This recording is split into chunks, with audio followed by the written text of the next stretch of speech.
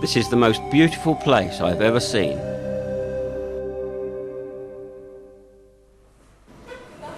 Well, this is butterflies in the stomach time. The bike's been in customs for over a week. I'm a little bit worried about its condition. Is it going to be in one piece, or all the bits going to be there? This is the time to find out. Taken out of box.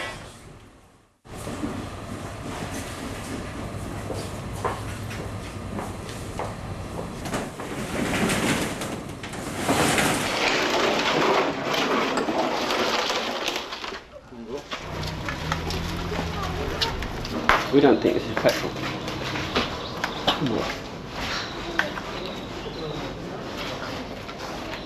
This is Ron's scientific test.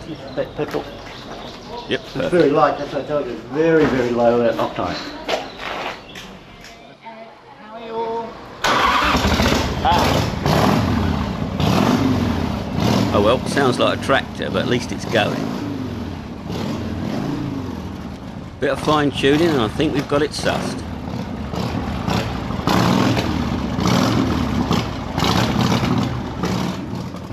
I was still a little bit nervous to switch it off, so I thought the safest thing to do was have a little spin round the block and blow away a few cobwebs.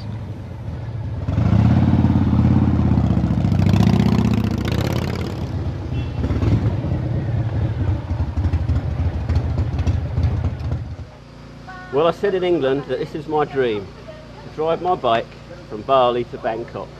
Well, it's been a bit of a nightmare so far. It's taken me 10 days to get the bike out of customs, and I've had to drop quite a few $100s on the way. Now it's going to change. I've got 0.2 of a mile on my clock, and we're on our way to 4,000, and we're getting to Bangkok, and it's rock and roll from here on in.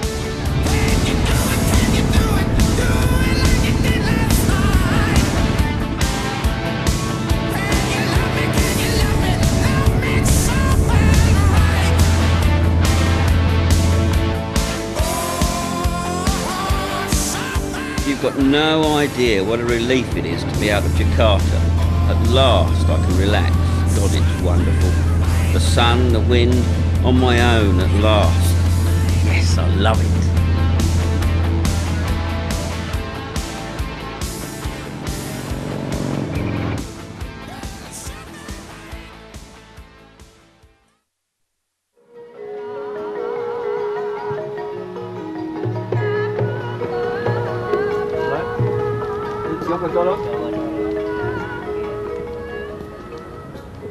Well, this is what it's all about.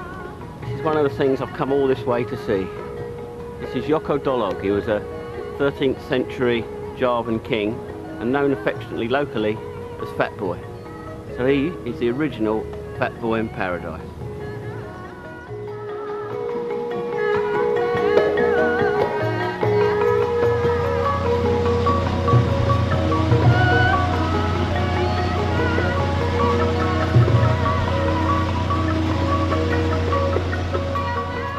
One of the most interesting things in Indonesia is what you can bump into on the way. The skill of these guys is amazing. A sculpture factory of talent working for literally a few pence a day. There's a bloke making a Fat Boy here. Hey, look at this, he's got a Harley t-shirt on, look. Oh yeah, look, this one is finished, look.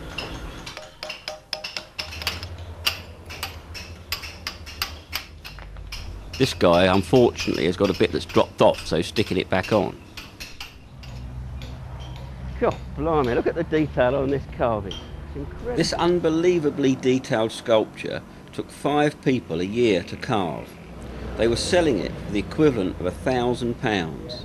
Even if the materials were free, they're not earning much out of that. Looks like Borobudur to me. I was just reading about this in my guidebook. I'm looking forward to seeing it. It's supposed to be the largest Buddhist temple in the world. It's amazing.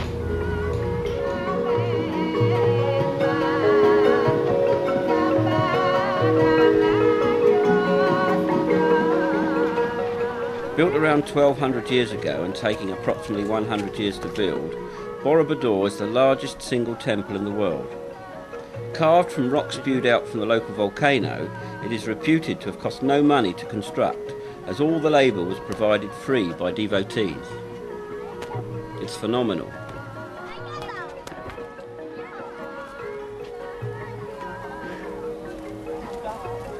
This is absolutely incredible. I'd arranged to meet my guide at the top of the steps at the first level. So here is the Nirvana, and the Borobudur here before is covered by ashes from the volcano Merapi. So a lot of grasses, trees growing in this area. So rediscovered Borobudur is Stamford Raffles from England at 1814. And now we go up to the Nirvana and we show you the Buddha inside the stupa in the Nirvana. You need to be fit to work here. Yes. 150 steps in the Borobudur here. Why has that one not got a lid on it? Yeah, they're open Buddha, but before they close, same the other stupa. Sorry, say that again? Before this Buddha also closed, same the other stupa. All right. It's opened by government for ceremony and for tourism. Oh, really? You see all the Buddhas in the Borobudur the same size. Right. All the Buddhas sitting down, only 2 hands. Buddha, this is symbol of human. And it's different like Hindu, for example in the Prambanan temple. Statues stand up, several hands, symbol of gods, Brahma, Vishnu, Shiva. If we look in other countries, we found some Buddhas that have big belly. And the difference here, that the Buddhas have long ears. And long ear, this is symbol of a wise man or a wisdom. And all the Buddha inside stupa, the same hand position like this. It means turning the wheel of life. So we look that outside is beautiful, and we have a legend in this temple that Borobudur was built by one architect and only one night. And the architect of this temple incarnate to be a mountain, that mountain. So we can see that mountain looks like sleeping man. You see in the front of us directly that face of the architect. On the top one, that nose. And the belly in the right side. It's even got an Adam's apple. Yeah, in the down that's like apple Adam there. Yeah. And also in the left side circle that eyes. So laying down. He is the architect of Borobudur. Bit of a fat boy too. Yeah. It never ceases to amaze me how clever nature is in springing up convenient vistas.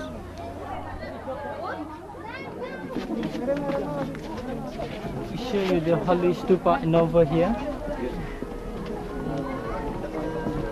See that the people here believe that one Buddha, this Buddha is holy. If we can touch the Buddha's finger inside the holy stupa, there's lucky.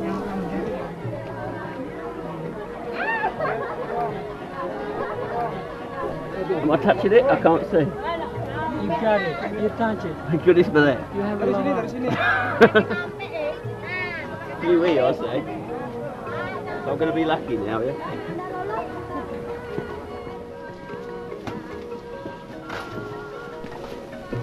On every level, the walls are covered with friezes, carved from the volcanic rock and depicting scenes of Buddhist faith.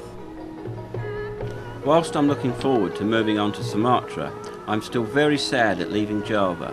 It is a wonderful place full of wonderful people.